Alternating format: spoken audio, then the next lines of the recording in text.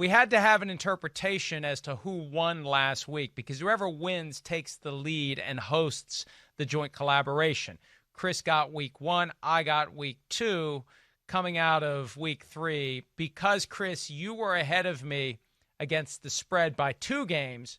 No, straight up by 2 games. Yeah. I was ahead of you against the spread by 1 game. The interpretation was made that it means more to get it right straight up. So as long as that's the consistent rule that's applied all year long, I have no problem. Yeah, we're both doing well. That's all that no. matters. That's the big thing. It's pretty good. I'd like to be doing better straight up, but I'm happy against the spread, and I'm very happy best bets 7-1-1, which just raises the pressure to keep it up. All right, yes, it does. We're going to keep it up with the Week 4 most important matchups draft.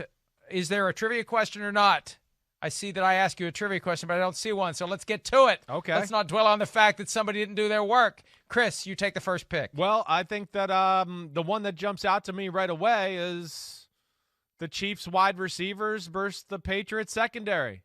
I mean, that's where I look at it. I really do. I think that's going to be a huge matchup. I mean, we know this is the best secondary in football. It's the best passing attack in football. I don't care what the numbers are. I'm taking Kansas City if you ask me to take a passing attack in football because of 15 and the weapons around them. I don't care what about anything else. So I'm taking them. And, you know, with the Patriots having issues, you know, with their front seven, not a great pass rushing front seven. I'm not so sure they're going to be a great run stopping team. You know, they're going to have to put pressure on this secondary in this football game if they want to come away and win it. And because of that, I just think, you know, Gilmore's matchups against Tyreek Hill and what they do there is going to be one of the big components of the football game. And there are different iterations under that umbrella of the Chiefs-Patriots game. There I is. had down Mahomes versus Belichick because I think that's what it boils down to. That's the chess match because Mahomes is the guy who's going to do things on the fly. Belichick is the guy that's going to try to stop him with that configuration of the defensive players. But there's all sorts of different ways, so I'm going to stay away from that game. You're right, because spotted on it. Spags McDaniels is another one I wrote down. You know, that's an interesting one. They got history, and they're both thinkers, outside-the-box thinkers, will do different stuff that they've never done to each other before. That'll be a cool – you're right. There's a lot of matchups in that game we could have gone to. There's no doubt. All right, I'm going to go to a matchup that it dawned on me last night. What we do, this is the one segment of the show that we try to do some preparation for. I looked at all the games and I started thinking, where are the intriguing matchups? And then it dawned on me that Nick Foles, Super Bowl winning quarterback with the Philadelphia Eagles, back as a starter, taking on the Colts. Damn it. Head coach Damn it. Frank Reich, offensive coordinator of those Philadelphia Eagles. If there's anybody out there that knows how to keep Nick Foles from being the best that Nick Foles can be, or if just intriguing. Yeah. What will the Colts do? How much can Reich help the defense to keep Nick Foles from beating the Colts? And it's a great reunion. You know, we're just a week short of a Super Bowl 52 reunion between Nick Foles and Tom Brady. How about a Super Bowl 52 reunion between Frank Reich and Nick Foles on Sunday? So I think that's going to be a great matchup. To the extent that those memories from 2017 in the playoff run infiltrate this game and the way that Nick Foles may or may not perform when it's time for him to go out and cement his stranglehold on the Bears starting job. Yeah, no, I hear you. I had something. I had Frank Reich versus Chuck Pagano written down just because Chuck Pagano was the ex-Colts head coach, right? Defensive coordinator of the Bears now. But I hear that all the way. I mean, that's an interesting one.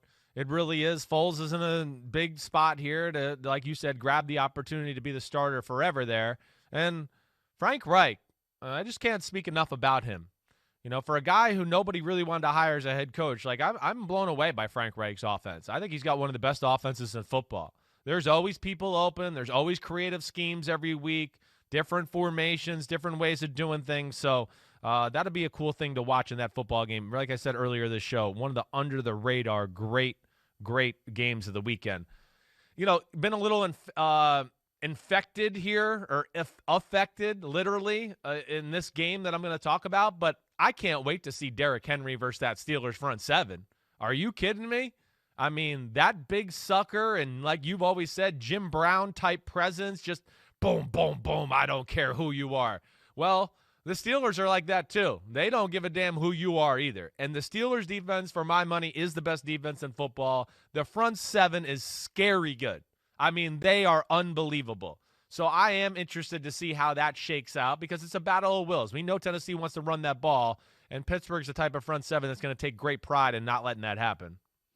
Yeah, and again, that's another one where you could go different things coming out of that game. I was going to go Mike Vrabel versus Mike Tomlin because you got the two coaches under different circumstances. How do you get your guys ready for this delayed game? Yeah.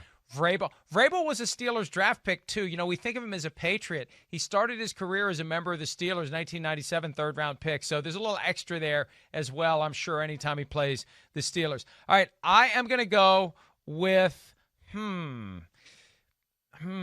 about this? Fitzmagic or Fitztragic versus the tragic Seattle Seahawks defense. We saw Ryan Fitzpatrick play extremely well last Thursday night. We know there's a shelf life on Ryan Fitzpatrick playing extremely well. And when we least expect it, don't tell me about Shamrocks. And please, Chris, don't talk about Shamrocks and where they may be. But at the same time, they're lined throughout the inside of his body. The Seahawks, thank you for that gesture. The Seahawks defense is not good. So maybe we're going to have a shootout in South Florida between Russell Wilson and Ryan Fitzpatrick as long as he can continue to be Ryan Fitzmagic, and the chances of that happening are enhanced against that defense. I don't think it's crazy either. I think that could be one of those games that's a little closer than people are thinking it might be because of what you're saying.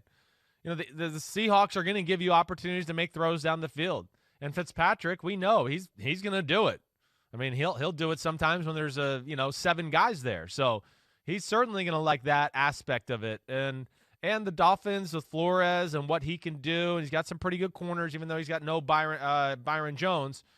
Xavier Howard's still really good too. I would think he can match up with DK Metcalf, and that'd be a good, interesting matchup within the matchup there.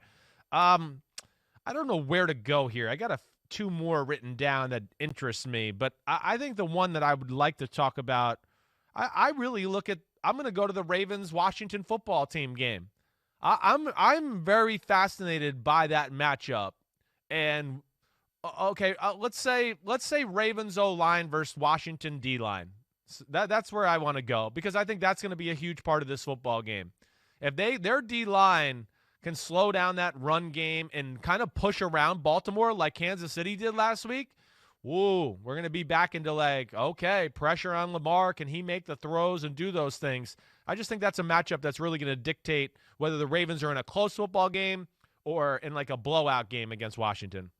And yet again, that's another game I was going to take, but I was going to go the Ravens versus themselves for the reasons we discussed earlier in the show. Will they be able to recover from what happened to them against the Chiefs and take care of business against a team that they should beat? All right, I am going to go, and this is one that is influenced by knowing you and talking to you and working with you. I'm going to go Derek Carr versus Josh Allen because my guess is Josh Allen is becoming one of those guys that your guy John Gruden is very excited about and loves what he can do and loves how he plays the game. And Derek Carr's probably been hearing it all week long.